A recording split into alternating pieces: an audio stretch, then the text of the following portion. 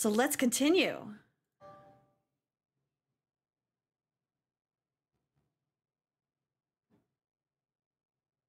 You can come out now, brother. How did it go? Better than we ever hoped for. The rooster is dead, and the madame has tasted her first blood. You know what? I was thinking about this last night, or the night before, and I had a feeling that it was fucking the brother that actually killed the Croque Monsieur to frame Cocorico. Oh, I'm sure. I bet you that the note that was left with Cocorico wasn't Vicerte, and it was this guy instead. It was probably from him, not Valerte. Amazing. Completely worth getting shot for. A meddlesome falcon tried to disrupt the execution. Falcon? Really? That tenuous wretch. Don't worry. He floundered and bumbled around hopelessly. The madame thinks that he's of some use, but really he's as good as dead. This is marvelous. Every piece is falling into place. Our dream will be a reality in no time. To reason, brother. To reason. Fraternité. Okay. Act 4C. There's A, B, and C. So this is the third. Oh, the third ending. Okay. All right. Yep. Fontaine. Everybody's very quiet. Yes. So Fontaine and Pierrot were part of the rebels, and they were there at the little trial, and now they have escorted us, I think, to, it looks like the tavern, where they're just keeping an eye on us to make sure that we don't do anything stupid. Well, I will give this. Pierrot is a dumb shit, and Fontaine is actually very reasonable. Yes. He was actually pretty much on our side. Well, I hope you don't harbor too much hate for the madame. Well, I know that the rooster was your friend, but the madame does what she does for the good of France.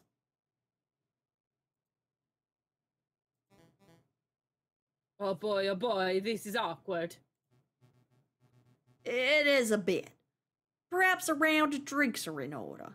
After all, this is a tavern. What do you two say? I mean, personally, I need a fucking drink after watching Cocorico get murdered. Yeah, after you watch your husband Cockerel get murdered. I'll take a wine. Make sure it's a stiff one. I'll take 2. Very well. Pierrot, fetch our guests some drinks. It's your round. My round? No way, it's your turn. Turns don't matter. You still owe me for that omelet I generously paid for last Friday. Well, yeah, but you owe me for that coffee on Tuesday. Okay, so that's 30 cents of coffee deducted from a 60-cent omelet, plus the 25-cent peanuts you swiped from my pantry. Hold up. I ain't so good at mental arithmetic. Listen, Sparson, you need to go. Oh? Yes, I'll create a distraction. You head straight for the back door. Is that such a good idea? If we both stick around, we could both end up dead as soon as we roll that lioness the wrong way. If we both run, these two will probably shoot us in the backs. So the way I see it, one of us running is the most viable option. Falcon? Don't argue. Once you're out, find Valerte and tell him what you've seen. Okay. So it's agreed. You get this round, and I'll owe you 2 cents. Yep, and I'll hold you to them 2 cents. Be right back. Don't you two move or nothing. He'll hold me to 2 cents? That's Piero's such a miser. Anyway, I don't feel like sitting in silence. Let's talk to pass the time. You can distract the shit out of him with a gun question. Yeah, I can. Fontaine, I have a gun question. A gun question? Do go on.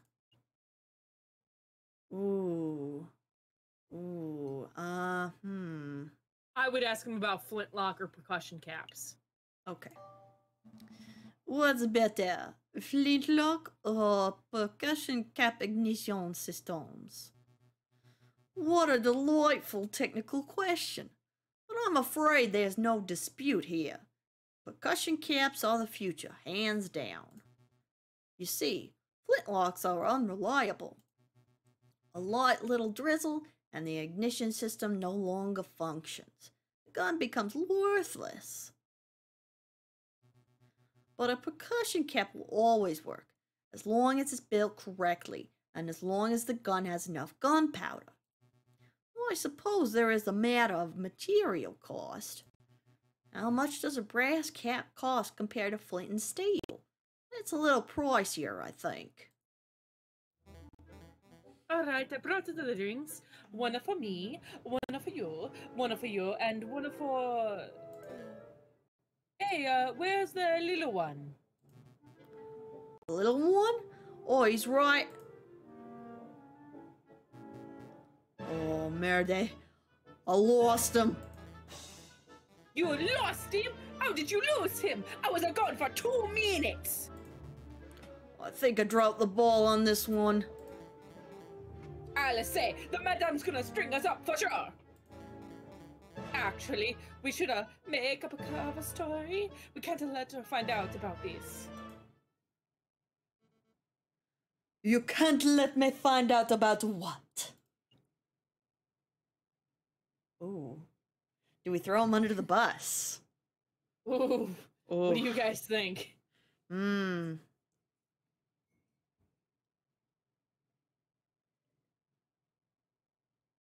it, Danny's so savage. They did. I mean, it wasn't them, but they did kill Cocorico. Yeah, they make did them suffer. Excuses for her. Make them suffer. Okay. All right, that's 2 votes to turn him in. Tweedledee and Tweedledum over here weren't paying attention, and let Sparrowson walk away casually. Madame. We cannot explain. I swear, I give you 2 bozos one damn job. It doesn't matter. That little bird was dispensable for our plans, but Falcon isn't. What's important is that he's still here. Madame, if Sparrowson runs to the police, then both this location and the sleeping city are compromised. We should keep this meeting brief. Agreed. Falcon, let me quickly fill you in. As you probably know, we are planning to form a protest. An enormous protest on the 14th of this month. We intend to draw a massive crowd at the Place de la Concorde, and then we shall march across the Thierry's garden. A march across... God, where did my French accent go? A march across Thierry's?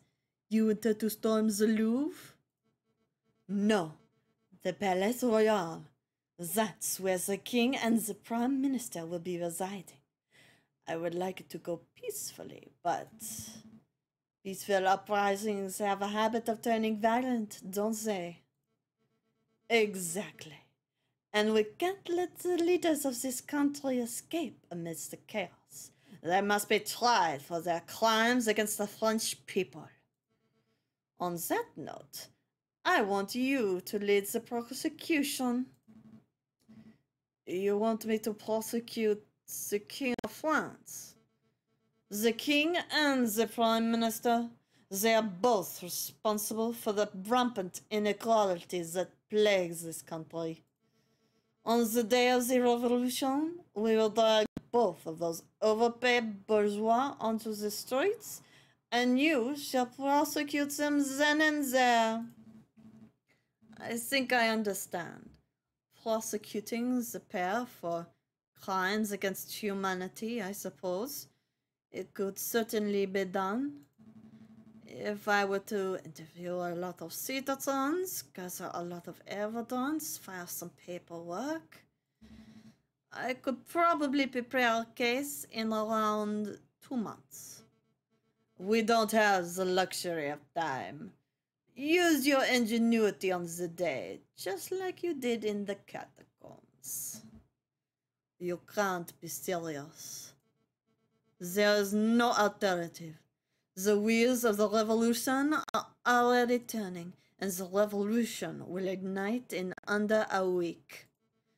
The question on my mind is, what do we do with you until then?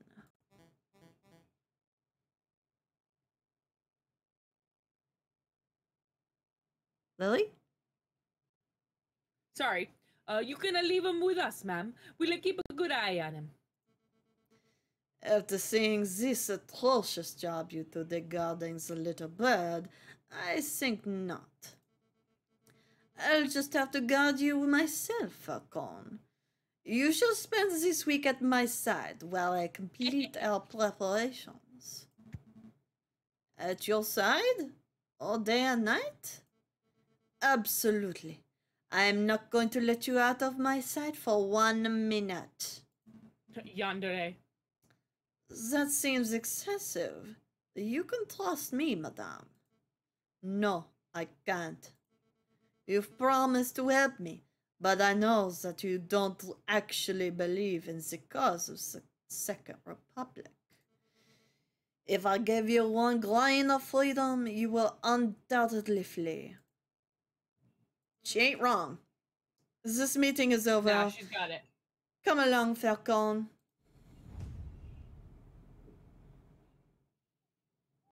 Wait, we have options. Oh, there's only 4 days. The one yeah. seems to be the urgent one. Yep. What's the le menu? Ah, yes. And then, while we were sitting in the tavern, Falcon gave me the opportunity to escape. He created a distraction and I sneaked away and went straight to the police. Then you called a meeting and, well, here I am.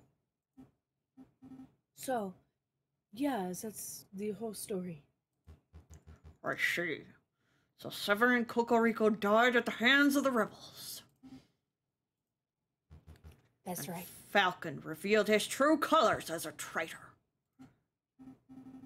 A traitor? No, that's not right, Inspector. Falcone is not a rebel. He's just playing along so he can save his own life. Don't be so naive, Sparrowson. Put the puzzle pieces together. Falcone willingly lifted to the lion's den for the specific purpose of siding with the rebels. He let you escape because he could see that you were truly sympathetic to the rebel cause. That does not make sense at all. Falcone never showed a rebellious streak. Tell me, Sparrowson, what do you know of Falcone's past? Not a lot. He's a private person. Has he ever told you what he did during the July Revolution, before he changed his name? Before he... No, he hasn't told me anything, really. Sparrowson, let me tell you about the man they call the Viridian Killer.